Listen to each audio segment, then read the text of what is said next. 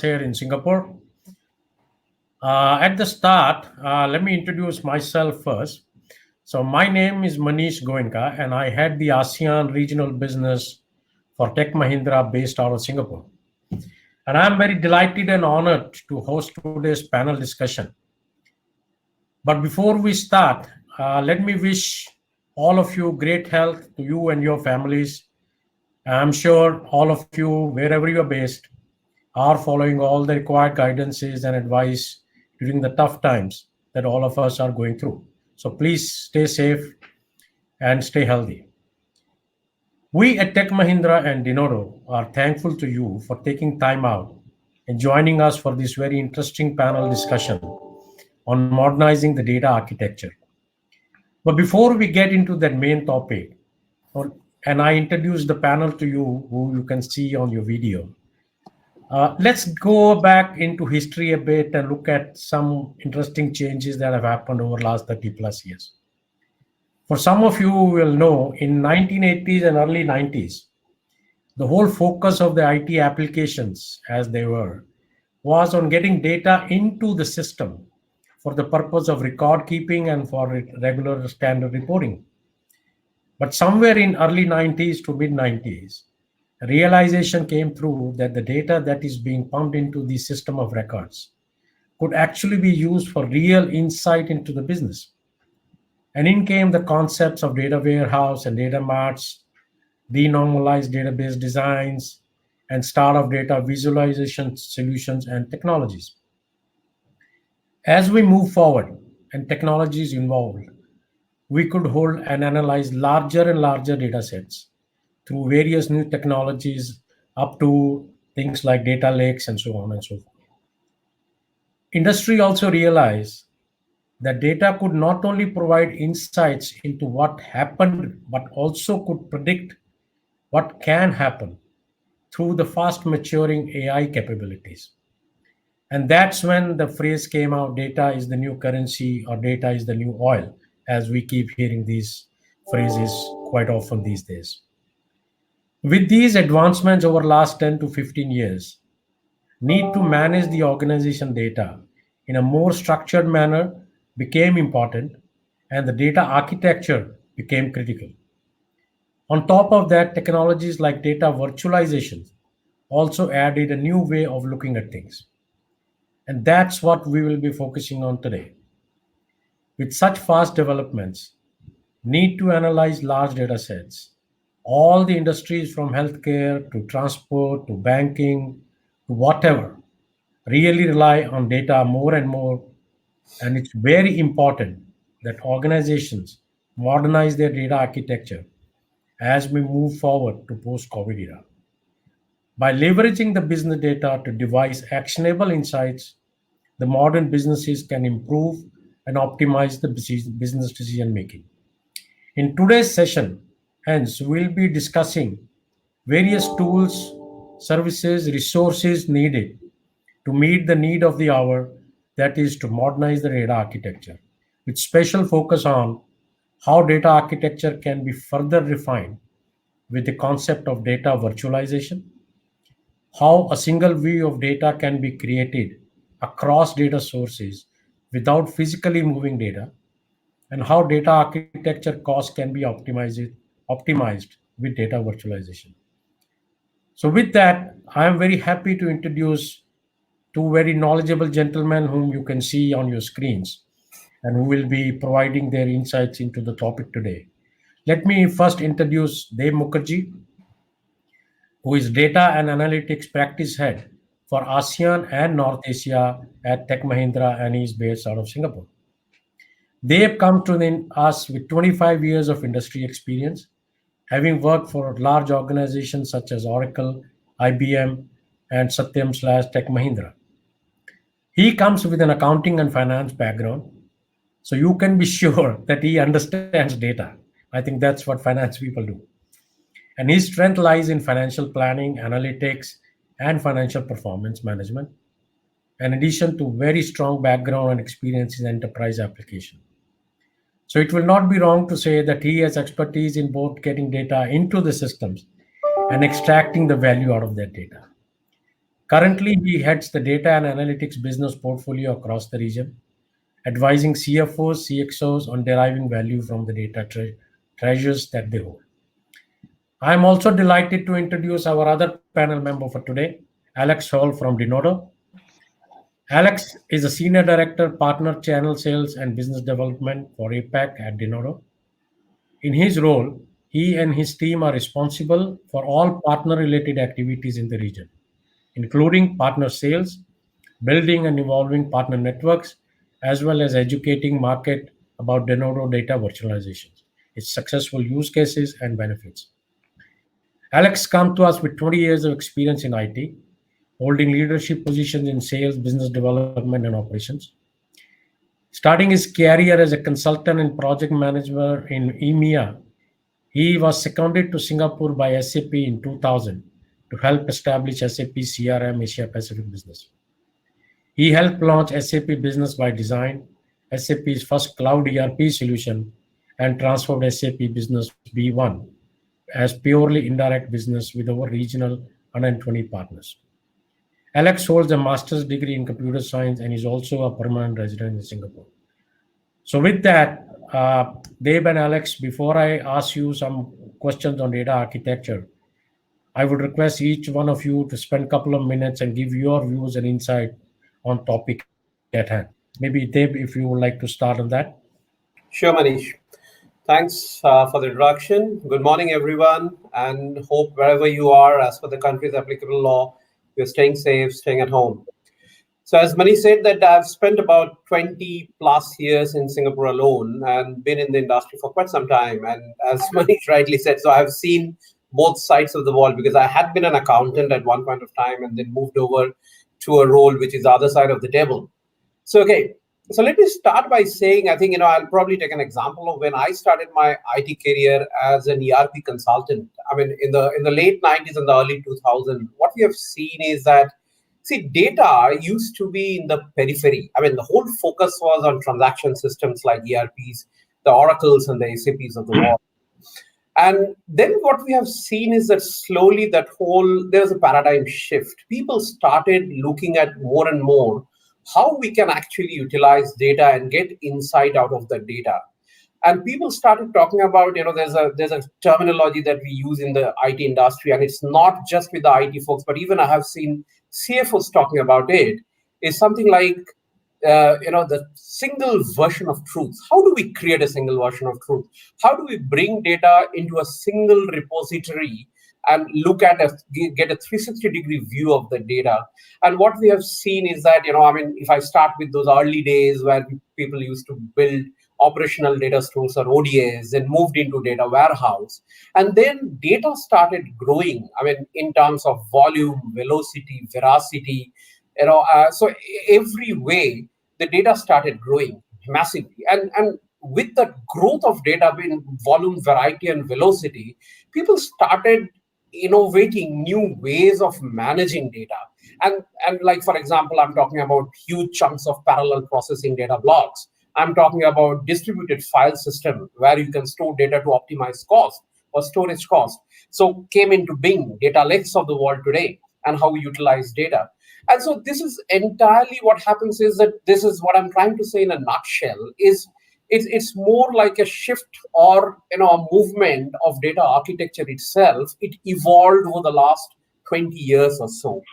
And now the latest trend that we see is people talking about data being used as a fabric. Just to give you an example, in early February, before this COVID situation just struck us, I was in a Forrester session and a Forrester briefing session, and where we were discussing about an hour and a half on how this whole data analytics landscape is changing and how data is being used as a fabric today. And we are talking about, so today's topic that we'll be discussing moving forward is on data virtualization. How do we create that semantic layer of data where we don't physically move data, yet we actually get to see the insights from every source system that we have. So this is just a summary of probably what we are going to discuss moving forward in the next 45 minutes or so. Thank you. Thank you very much, Deb. Alex, would like to hear your view before we dive deeper. Yeah. So thank you, Manish, for the introduction. Also, a warm welcome from my end to all our viewers today. And I think both of you have already covered very much, well, how data has evolved, how data has become a key part of basically every modern business these days. And I think I just want to add that, I mean, data is not a nice to have topic these days anymore.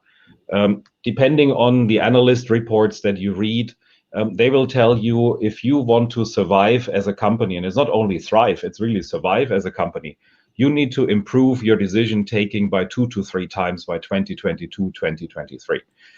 So this is a really critical topic, and that's what we can also see, that it's these days it's a C-level topic. It's not just some IT geeky topic that a head of IT is discussing about, but you have that topic is on at the board level discussions. You have CDOs to drive the focus on data as a key source to develop or transform a company into a insight driven or data-driven company.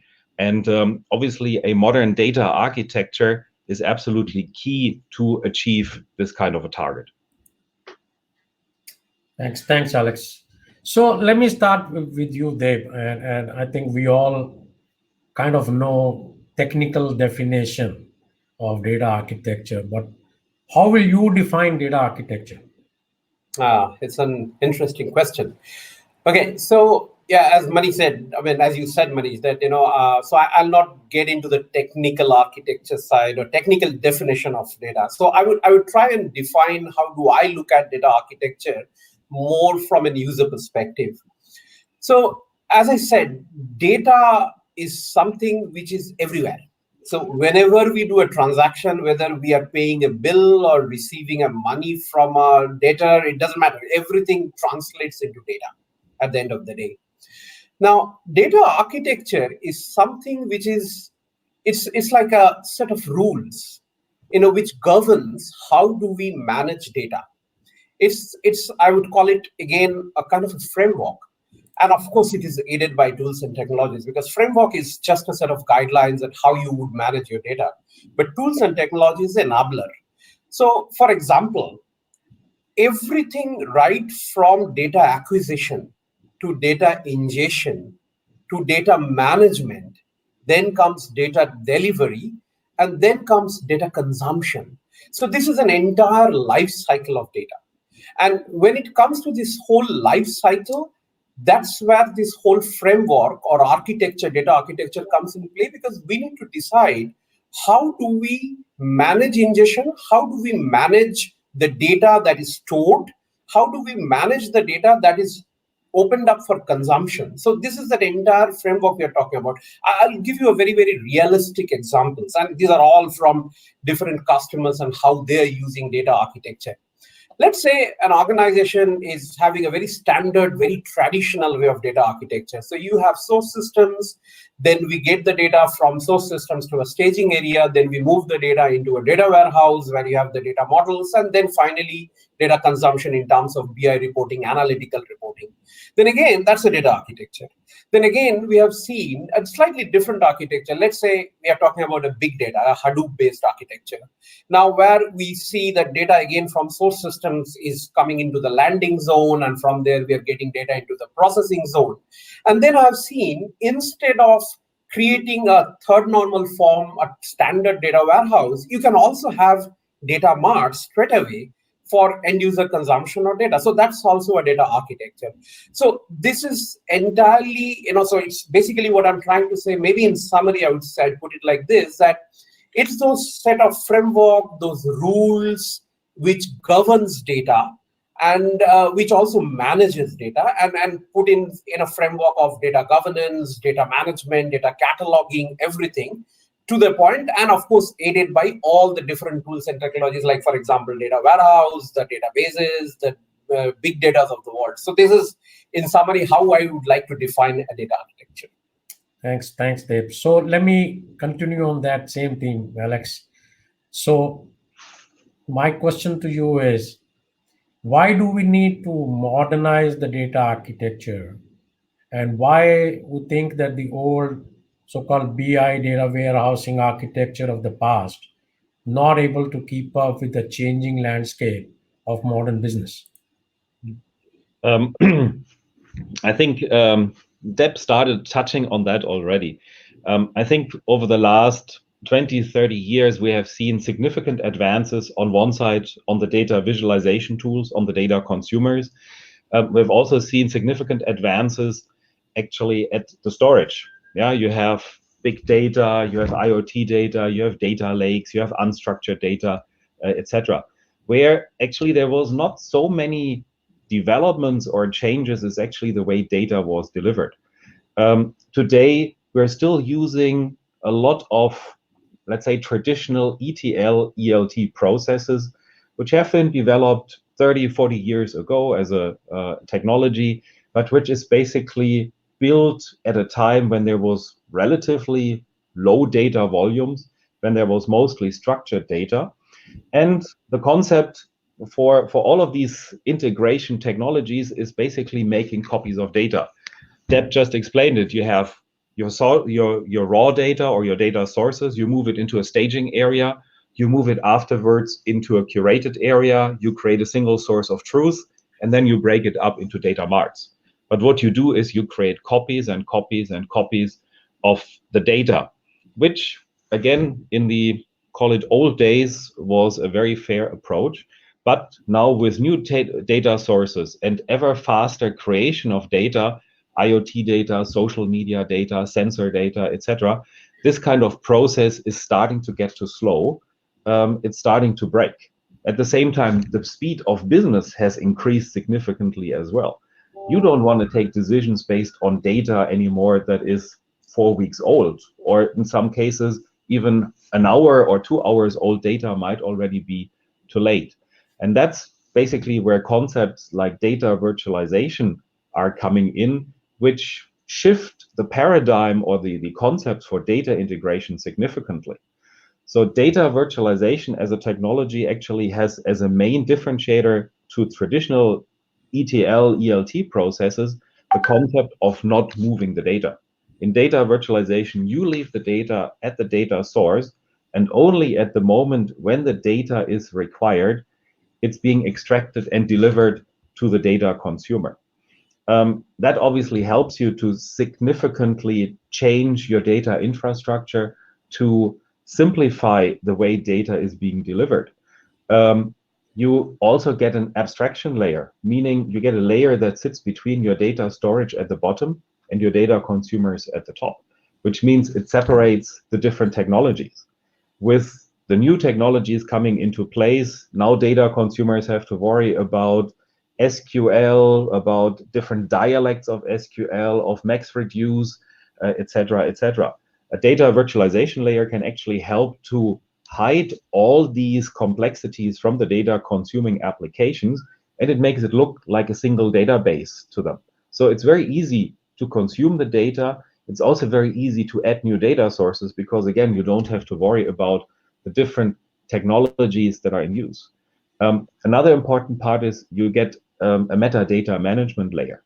With access to all the different data sources, you can expose information about your data sources in a structured way to your end users, to your applications. So you have strong data governance, data cataloging capabilities.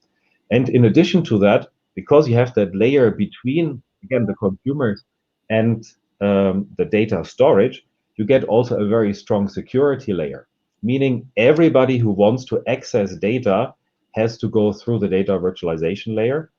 So you can implement a very centralized, very strong data security management layer, which at Denodo, we can go basically down to a per user, per field level information, data masking, etc. At the same time, when you extract data, also you have to go through the data virtualization layer, meaning you get also a full audit trail, who accessed which information, which is in today's world of ever increasing compliance requirements, data security requirements. Just think of banks, just think of governments, where this kind of information is absolutely crucial. So you get all of that in one single place, so you can manage compliance and governance as well. Yeah, thank you. That was really quite exhaustive input. I think our viewers would have really learned a lot on that. So I'm continuing in the same light that you just went through benefits of data virtualization and how it becomes important.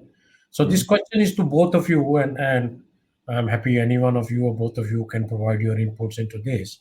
So according to you, data virtualization, how data virtualization helping modernizing data architecture strategy of modern business. So how do you relate your data architecture being changed to the modern business as it is changing already in February or today? World has quite changed. How does this whole thing fit together? Yeah. Maybe I'll just give you my perspective, and then I'll leave it to Alex. After that, he can add on. So, I mean, if you look at, let's just take an again. I love giving examples. So let's take an example of a real life project. So when we look at a data, say data management project, I mean, any project that that relates or that actually involves a lot of data management. So we are talking about a very complex, maybe large scale reporting or analytical reporting kind of projects and all. You see that IT is very, very concerned, or IT is more focused on basically the data management side. On the other hand, if you look at the users, they are more concerned, or they are only concerned, I would say, to look at how data is being utilized in terms of the reporting side of it, basically the analysis side of it. Let's put it that way. But no one thinks about, seriously thinking about the data delivery part, that how the data is getting delivered. And if you look at, I mean, see, we at Tech Mahindra, we are engaged in fairly large size projects across geography, across in Singapore, in ASEAN, everywhere. And we had been very, very deeply involved in the Singapore public sector, where we have seen large, data related projects and engagements. And I have seen that significant amount of time has been spent on basically the data ingestion side. How do we ingest data? How do we bring the data into a central repository and make it usable so that people can actually use it to derive insight from the data? So a significant amount of time goes there. And that involves not only just effort and time on human resource side, also on other physical resources in terms of storage, in terms of maintaining things and all.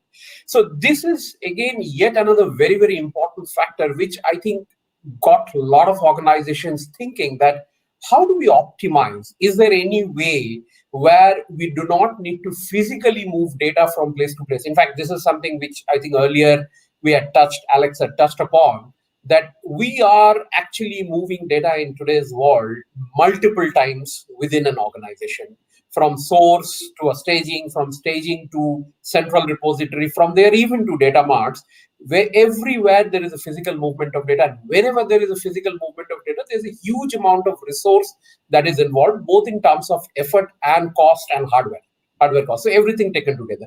So that got everyone thinking that is there a way where we can still utilize the data, where we can still gain insight out of that data without physically moving that data. And that's where data virtualization came in play. And that's where organizations, and seriously speaking, I have seen organizations in Singapore, they're seriously looking at how data virtualization can optimize their data architecture without every time physically moving data from one place to other place. And we are in discussion with quite a few organizations, where they are seriously discussing with us that how do we actually, use a virtualization in which all areas can be significantly optimized by that. So this is what I see, that different organizations, without taking their names, in different industries are looking at data virtualization. Alex, you may. Thank you, Deb. I think when we're looking about modernizing really the data architecture, that the benefits that customers can get by implementing data virtualization, I think that one of the key benefits is really agility. I mean, we're talking here about 70, 80, 90% time savings when you change your data infrastructure. And in today's world of, again, more flexibility, new data sources being added, ad hoc reporting, you don't want to take, I don't know, in a traditional data warehouse where you take maybe 2-3 months to add a data source. With data virtualization, you can save 80% or more of time to add a new data source. So you can do that in less than a week. You don't need to upload all your data for ad hoc reporting. You just connect it to the data source.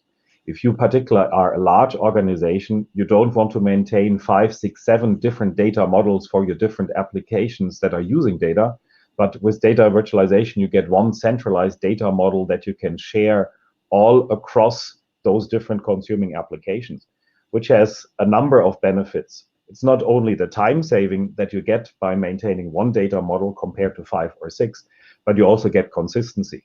One of the biggest problems I see when talking to customers is we have 3 departments who are reporting to the CEO. All 3 departments report the same numbers, but they all have different results. One of the reasons why you have these problems is because you have different data models. You might have started off maybe with one consistent data model across, but then over time, things changed. You forgot maybe to update. Inconsistencies occur. And then it's very hard to track and trace where do these inconsistencies come from. So data virtualization can help you with that. The other part is obviously, I mean, you get a more complete picture of your data. It's very easy for you to integrate new data sources. And obviously, the more data you use for your decision taking, the better your decisions will be at the end of the day. I mentioned real time earlier. Again, if you have the most recent data, the better decisions you can take. The other part is really around cost. I mean, we can see 40-45% cost saving of existing customers compared to traditional data integration methods. We get that message actually also from Gartner. They made a statement about that. And then last but not least, I mean, a lot of companies are talking about, oh, we can do data virtualization. But then, particularly if you talk maybe to some of the very big solution providers and you ask them, how do you achieve that? You will find out that actually you will need 4, 5, 6 different modules to achieve a data virtualization environment, which means it's complex to build up, it's complex to maintain, it's costly. If you choose a let's say, dedicated data virtualization platform, you get one single easy-to-use platform, which is quick to implement and easy to use by the end users and by the administrators. Sure. Thanks, Alex. So actually, there was a question, audience question around legacy hardware and maintenance costs, which I think you answered already. So you preempted that question. So let me put you another question from audience. Somebody has asked, with one centralized data model, aren't we compromising on performance speed? That is, I think that's a very valid question. And I think this is the #1 question that we receive when we're talking about data virtualization. Because, I mean, it does not only have to do with the data model, but it has to do with the fact that we're typically talking about distributed databases. And we're talking about executing, obviously, in an environment where you have data maybe on-premise, we have some data sources in the cloud, and you have to bring this data together. And in a traditionally, and that thinking about performance actually comes from the traditional approach of data federation. So you have some tools out there which still use that classic federation approach, which means I have maybe 3 different data sources, and I shall run a report of revenue by region, by product hierarchy. And I have sales transaction records, product hierarchy records, and maybe territory information in different data sources.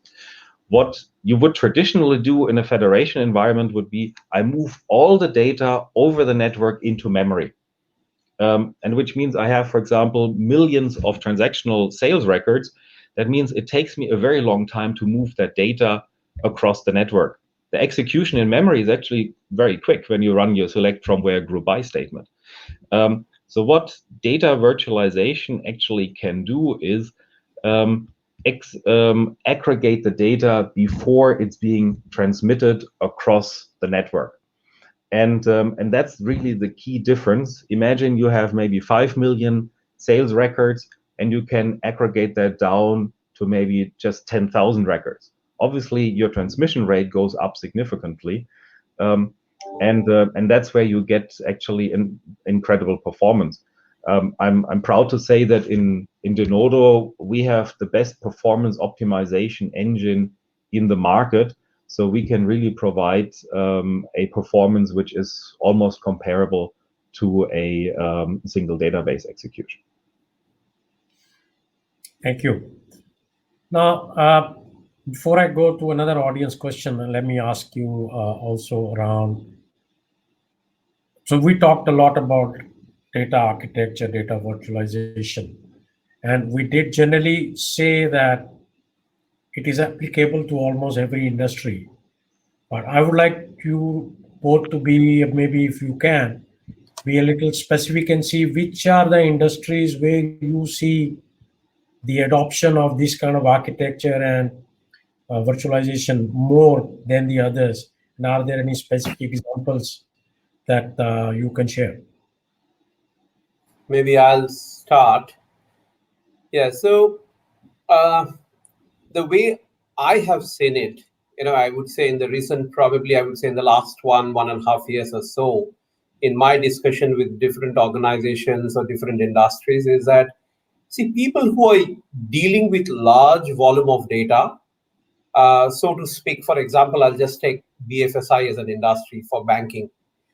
Typically, if you look at a banking industry, you will see that either they're using, the traditional data warehouses, or they're using, most of the banks now have moved into a data lake kind of thing, although they have the data warehouse, but I think it is overall encompassing is a data lake kind of a solution. And they have several data marts, which is basically reporting. That's basically for financial risk reporting. That's for their transaction reporting. Doesn't matter. But people are building digital data marts and other different kinds of data marts. So you will see a huge amount of data being used for reporting. So that's, I think, an industry which we have seen that people are seriously looking at. How do we probably reduce cost? And seriously, people have been discussing and told us that, can we do something without physically moving data? Because you just imagine a situation where the end consumer, that may be our users only of the data mart, they are, or there is a regulation change for which I need to add a few more fields. I need to delete a few fields, from my reporting or from my table. So what is happening is that every time such changes come up, I have to send a request to IT or whoever is managing the data, and they have to do a physical modification. And that's where, again, we are talking about physically changing stuff, physically moving data. And that's where people are seriously thinking that, can we not use kind of a data virtualization and cut down on this cost of every time a change and physical movement of data change? Because this is happening very, very often in a typical banking industry. So, and we have seen, and this is not just in matured regions like Singapore we are talking about. I have seen BFSI or banks speaking from other regions as well, like, for example, Indonesia. They had been discussing, or they had been actually inquiring about that, how do we use data virtualization in our kind of scenarios? They have given their architecture and say, can you suggest that how best we can optimize our architecture using data virtualization? So this is one industry. Then I think another industry which is seriously also looking at data virtualization is telco, because they are also dealing with a huge volume of data, huge amount of reporting, data-driven insights, and how do we optimize that cost? So this is what we are seeing, or at least I have seen that. I'm not saying that data virtualization is only applicable to BFSI or telco for that matter. What I'm trying to say is that these are the industries, and like, for example, insurance. I think another industry example I cannot forget to mention here is Singapore public sector. So as probably, a lot of people would know that Tech Mahindra is extremely well placed in Singapore public sector. We do a lot of large kind of engagements with Singapore public sector. So we are having discussions since last 6-7 months with quite a few public sector organizations or departments and even governments, I would say, where they are seriously looking at data virtualization and how do they optimize. Because see, Singapore government is very heavily getting into data-driven analysis, very, very heavily. I mean, there's a major push I am seeing for the last couple of years coming up, and now it is almost reaching the peak. But they're also seriously looking at how do they optimize their overall architecture and use data virtualization to probably save some cost, save some time. So it's not just time and cost, but it's overall, I would say, an optimization of the structure for much more efficient working. Alex, any? Yeah. No, I think I fully agree with what Deb is saying. I mean, we also see basically telco, BFSI, government as, I would say, the key sectors that are adopting data virtualization. My view is that it has to do a lot with the way this business functions. Data is obviously a critical part of that. You have huge data volumes, you have strong security and governance requirements. So that's where data virtualization really adds all the benefits or can play out all the benefits that data virtualization can provide. On the other side, we see customers basically across all industries. We have customers in the CP sector, in the retail sector, in the hospitality sector, in the real estate sector, in the manufacturing sector. Data virtualization as a concept is not industry specific. It's probably the most advanced data integration technology that is out there.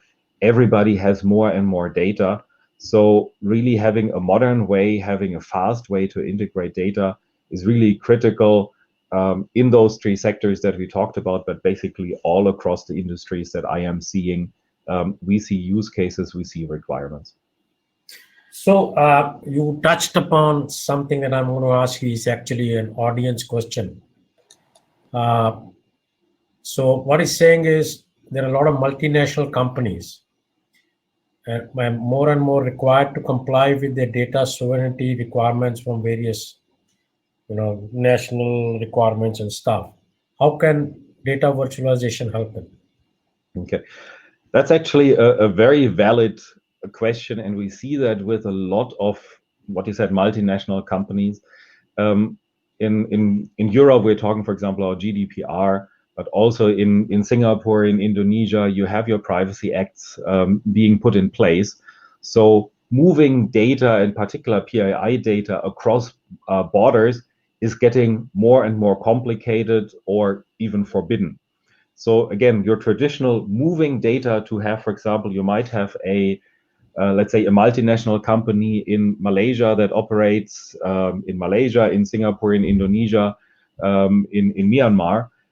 For them, just copying the data into headquarters in Malaysia is simply not an option anymore because the privacy acts in several countries are forbidding them to do that. So data virtualization is actually one way to overcome that problem very easily because what we discussed earlier, we are not moving data.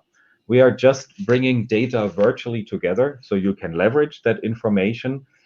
We might aggregate it even before it's being transmitted in memory. So there is no data movement. And if data is in memory, the regulators do not consider this data as landed. So that means that data virtualization is actually compliant by design for those privacy requirements. So it's a great tool for companies, again, to stay agile, but also compliant at the same time. Okay, that's good. I'll continue with the audience question again. And there's a question which says, is it possible to implement data virtualization solution in isolation on one of the existing data management platforms? Maybe Deb, you would like to take that up? Yeah, yes, it is possible. See, because what data virtualization as a solution, what it does, it can connect to any data source for that matter. and it can build or create a model by exactly like you do a physical model, but this is more like a virtual model. So the advantage of data virtualization is that you don't physically store the data in that virtualization model, but what you store is simply probably the metadata side of it. So if you want to do or use it in isolation, maybe just as a pilot or a test case kind of thing, it is very much possible that you can select probably one data source or two data sources what you feel that probably should be a right test bed for you to test data virtualization, and you can simply actually use that and do it. I mean, you don't necessarily need to do across the organization, across all the data sources. I mean, if you still feel like and of course, once you are probably happy with that pilot, and if you get the desired result, you can actually expand it out across the organization. So this is very much possible. In fact, frankly speaking, that probably is this is a good, interesting question. The reason being that I think between Denodo and ourselves, Tech Mahindra, we are actually working on an initiative where we are thinking about, or what actually we have thought, and we are almost at the end of it, that we are looking at kind of a joint solution, a bundled solution offering. So we have our own data model, while Denodo is offering the virtualized solution. We have married these two, and this can be a very nice example of exactly like what this question says, that it can be a test bed for, may not be all data sources, but maybe some particular data sources for maybe some particular KPI reporting. So this is exactly what we are also looking at to see. And so in short, the answer is yes. I mean, if you want to really do that, you can do that. I mean, by selecting one or two or a few data sources. So let me ask a very, very easy question to Alex. Again, another audience question. And that should be very easy for you, Alex. It says, thanks for response, Mr. Hall. Which tool would you recommend for data virtualization for typical Hadoop and Teradata data lakes? Well, it's obviously a very, very clear answer that I will give here. I mean, obviously coming from Denodo, I mean, we're the market leader for data virtualization. As being in that business for 20 years now, we have probably the largest number of predefined or certified connectors to connect to basically all kinds of data sources. So this includes obviously some of the traditional SQL databases, Oracle, but also maybe the appliances like Teradata, Exadata. We obviously have also the connectors to the different Hadoops, let's say different variations of Hadoop out there, different cloud platforms. We have connectors also to enterprise applications like, for example, SAP or Salesforce. So I think my answer would be definitely look at Denodo.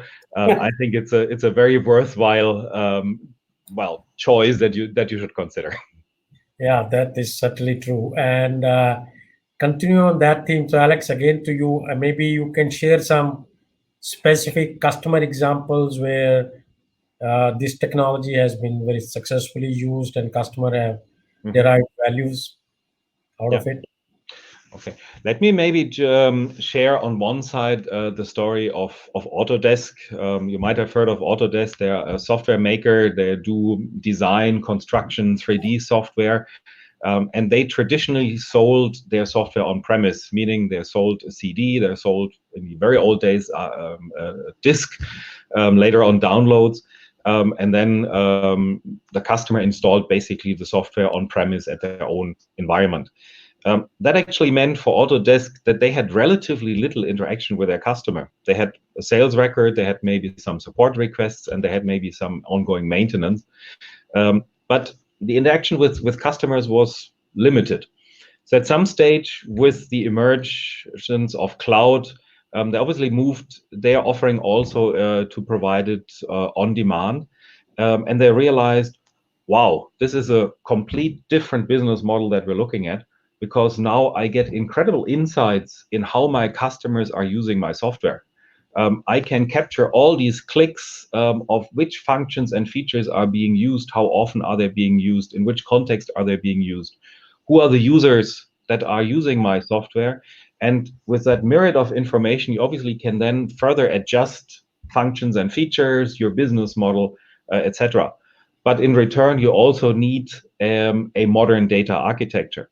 So Autodesk is a traditional SAP shop. So for their old business, they used to have an SAP ERP solution. They had a BW. They used business objects. And once they introduced that new business model, they had to introduce a data lake. They had to move into the cloud to capture all this new data. Going forward, they could not just give up their old business, so they kept their existing customers. They had the new environment for the cloud business, but they needed an integration layer. And they were looking at data virtualization to bring together the old and the new business to assure providing a single view on the complete business by introducing also new, let's say, analytical tools like Tableau, like Qlik. So again, they got a single data model, so they get a consistent view across the data, but they also got a single access point, which could allow them to have a very strong security and compliance in place, plus move to their new business model on time. Again, what I mentioned earlier, agility is one of those key benefits that data virtualization provides. Another customer I would like to share is a company called Seacoast Bank. It's a community bank in Florida. And they had been growing very quickly through acquisitions. And they had a bunch of different banking-related applications. They had actually an online data warehouse in place. But with the acquisitions, with new data sources coming in, that whole concept was relatively inflexible.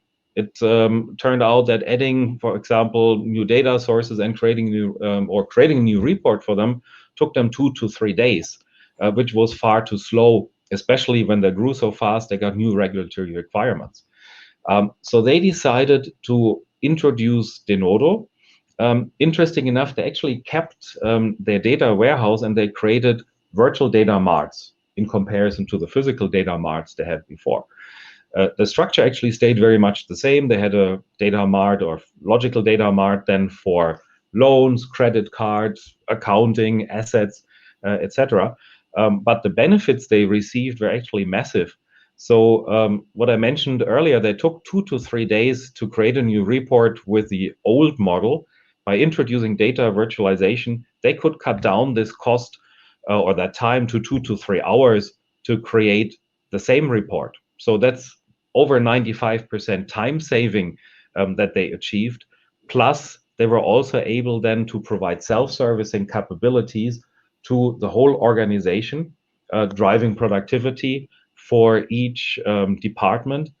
Plus, they also got real-time capabilities, which, for example, in loan processing is absolutely critical. You do not want to take a loan decision based on data that is maybe days or weeks old, but you want to have the most recent data of the applicant's gyro account, of the credit card account, of what other loans he might have, so that you can really take the best decision for your company and for the customer based on the most recent data. That's a very interesting point you actually bring up, that in a situation like mergers, where there are disparate sources existing in two organizations, and by the time you integrate those systems into one and then start extracting data and all, data virtualization can actually speed up the process of integrating your information requirements very, very fast, as in the background system mergers are taking place and all. So that's a very, very interesting point. There's another audience question that I have here, which is, and maybe Deb, you can stab at it, and then we are just starting our journey into big data. Would it be good time to look at Denodo after we finished our data lake implementation? Okay. Yeah, interesting question. Because I mean, the reason I smiled when I heard this question is that this is exactly a question which was asked by a bank in Indonesia. And I think Alex would know because we were in the same discussion with a bank, with their head of data, probably towards the middle of last month, April or first week of April. So, yeah, the answer is, in short, that it is the good time if you are starting your journey with data lake to look at data virtualization. The reason being, as I said, that virtualization is not just a tool. It's not just a reporting tool that you just ingest in your organization and start using it, from tomorrow, or you can do it at any point of time. It's a part and parcel of a modern architecture that you should be looking at. I mean, this is the key about data virtualization. See, what is a data lake? Let's understand. See why we are going for a data lake, because we are seeing probably a huge volume of data, which is traditional way of handling data will be very, very cost intensive. That's why we look for data lake. Maybe we are looking at structured and unstructured data both. That's another reason why people go for a data lake. So if we are embarking on a journey of data lake, because we need to optimize the way we want to store data, we want to process data, we want to deliver data. So data virtualization becomes a part and parcel of this entire process of sourcing data, managing data, and delivering data.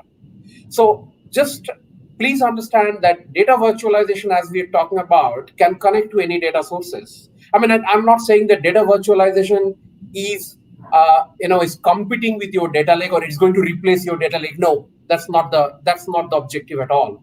But it's going to optimize, it's going to complement your data lake, what you're doing, to see that how you will create the data lake. You will have a raw layer, you will have a landing zone, you will have a processing zone, you have the final reporting or curated zone. Everything will be there. But then if you have a data virtualization layer on top of that, it can seriously reduce your cost of building physical data marts, moving data from data lake to reporting data marts and other things. So I sincerely believe that this is the time we should also look at data virtualization. So, yeah, go ahead, Alex. If I could just add to that, I think data virtualization, I mean, for any transformation project that you're looking at, being it to introduce a data lake, maybe moving it from on-premise to a hybrid or to a cloud environment, data virtualization, what I mentioned earlier, creates that abstraction layer, which really makes it for you end consumers transparent where the data sits. So this is actually then a great tool to protect any investment that you have done in your BI applications, for example, by shielding from them whatever changes in your infrastructure or in your landscape you are doing. You can move from on-premise into a cloud storage without any impact to your end consumers. No downtime, no changes of reports that have been done. All of those changes are actually buffered by the data virtualization layer, plus it's extremely fast. So it saves you cost, it reduces errors, and at the same time accelerates the whole process. So our recommendation is typically, actually, if you look at any transformation project, look at data virtualization as the first step. It will help you going forward significantly. Thank you. So I have actually a long list of questions from audiences, but we have only 6 minutes. So I will ask one question to you. I will choose this because we are in COVID-19 situation and this question relates to that. So I cannot ignore that.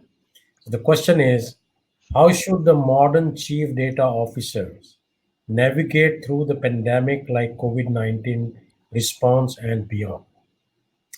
I know it's a bit of an abstract question, but I'd like to hear your views on that. Okay.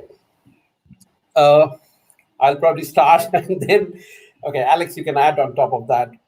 See, I mean, it's not an easy question to answer, but I would try that. Now, to look at it, see, the thing is that the post-COVID situation, I think it's going to change things dramatically, because I think the way we look at data, the way we handle data, I think that's also will change. I mean, I'm not saying totally it will change the way we are doing things, but I think it will change in the sense that we need to be more agile. We need to be, I would say, more pragmatic in terms of our approach to data, and to more importantly, when I say data, I mean insights, because data is in itself is nothing unless you are able to gather insight from data. So what is going to happen is that we have to be more agile in terms of figure out things or figure out ways how do we become more agile when it comes to data and insights getting out of the data? So this traditional approach of probably building data marts and simple reports or BI reporting and all. Another thing which I see is coming very heavily in post-COVID is AI. The artificial intelligence part is really going to significantly change the way we look at things today in terms of analysis or data analysis. People are seriously looking at not just chatbots, but for example, AI-driven chatbot, because a huge part of, if you look at BFSI, insurance or banks and all, their call centers or their public agents who are handling calls, they are seriously getting impaired because of the sheer volume increase in terms of why public is calling them and trying to figure out what is happening, what's going to happen and all. And seriously, people are looking at how do AI-driven chatbots can help. And people are investing on those areas. So, and when I say investing in advanced analytics, AI, ML, data science, machine learning, deep learning, so these are the things coming up. Now, these things can only work when you have your data in place, properly managed and curated and processed for consumption. Because without data being managed properly, you can't really, even if you have the best tools in the world in terms of AI, ML, or data science, you have the best data scientists of the world, you can't do anything about it. So that's also another thing, that how do you manage data? How do you deliver data in the quickest possible way? I think that's also going to drive this whole emphasis on the post-COVID situation. How do we handle or being more agile in terms of data delivery and data management and analytics? Well said. Alex, any inputs from you on that? Maybe to talk a little bit about COVID-19. I think we're all seeing lots of these portals with case figures, new infections, recovery numbers, ICU beds available, etc. So I think in the fight against COVID-19, data is actually a critical component. Basically all across the world, we see governments, health organizations struggling to get this data in place. And I think everybody came up with some form of ad hoc solutions to bring that data together. At the same time, we're talking to quite a number of health organizations or governments at the moment. And we actually built our own COVID-19 portal as well to bring live data from all across the world together. And actually in that context, we even provide our software free of charge to anybody who would like to leverage our portal in that fight.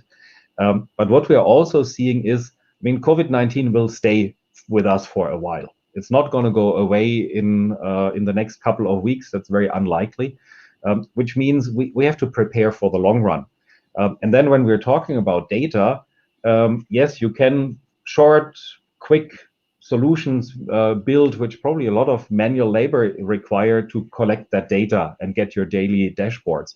But as this is probably a marathon that we're talking about, which is going to take maybe a year or 2 more years, you want to switch to platforms that help you, that more automate the whole process, that make it less labor intensive for you to collate this data and still have the best data available. And again, here, a modern data architecture, data virtualization would actually be, I think, a key part of any kind of solution that can help also in the mid and long run to fight against this virus. Thanks, Alex. So we are almost at the end of our time. So one last thing for you, Deb. Denondo's technology on data virtualization, as Alex already mentioned, is very well established and unquestionable. What my question to you last will be, what is Tech Mahindra's role in this whole thing and partnership with Denodo, and how do we help our customer? What value do we bring? Yeah, it's a good question and very pertinent too, probably for this session. Okay, so Denodo, as we all know, is basically, they provide the solution, they provide the product, which is a data virtualization product.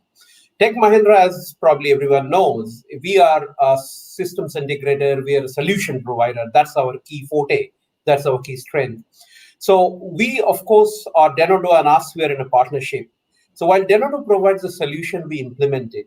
So we have a fairly decent sized competency which has been built up over the last probably about a year or so, where we have Denodo certified people, Denodo trained people and engineers who are there to implement. So what we are doing, I mean, our role precisely is that when we get into an engagement, or when I was giving examples of customers from Indonesia, from Singapore, who were discussing with us on virtualization. And frankly speaking, when customer discusses virtualization, we generally propose Denodo because we have also seen probably they're the market leaders in terms of data virtualization.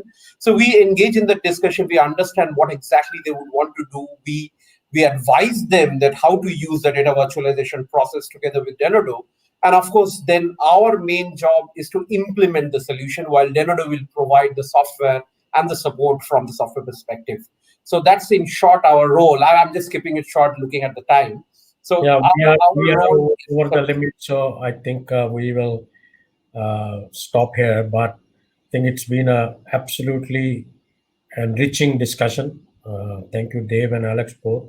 And just to give a perspective here, I started in the technology of data warehouse in 1995 when these concepts were very new. When I used to be a consultant 10 years into my career. And I've seen this whole thing move from very basic. You use the term operational data stores. It's not used anymore these days, right? ODS and data warehouse and data marts and then so forth. And today we are, I think, way ahead of. And it's been moved very fast in last 25 years. And I've seen that journey. And listening to you guys, it's been very excited on how things have changed and how technologies continue to evolve and help customers and business make better insights, not only on what has happened, but also through AI, what is going to happen and predict certain things. And as you mentioned, COVID-19, you can see different models coming into play every day, predicting number of cases and predicting, unfortunately, number of deaths and all, is all the use of data. And I hope that that helps us put right strategies in place to combat the current situation as well. So, as you said, data is the new oil, data is the new currency, and data architecture and is absolutely integral now, Alex, as you mentioned, not to thrive in business, but just to survive in business. That was a very interesting and important statement you made. And I am hopeful that people listening to us would have got some good insights into it. Uh, if there are any more questions, I think people who registered, our team will send the contacts or something for you to ask questions or get in touch with us for any further discussion that you might want to have. So I would like to thank all of you once again for spending time with us. Thanks, Dave and Alex, for your insights and education to all of us. And once again, please do stay safe, follow the guidelines, and wherever applicable, stay home, stay safe. Thank you very much. And have a Thanks, good thanks everyone. Thank you. Bye-bye.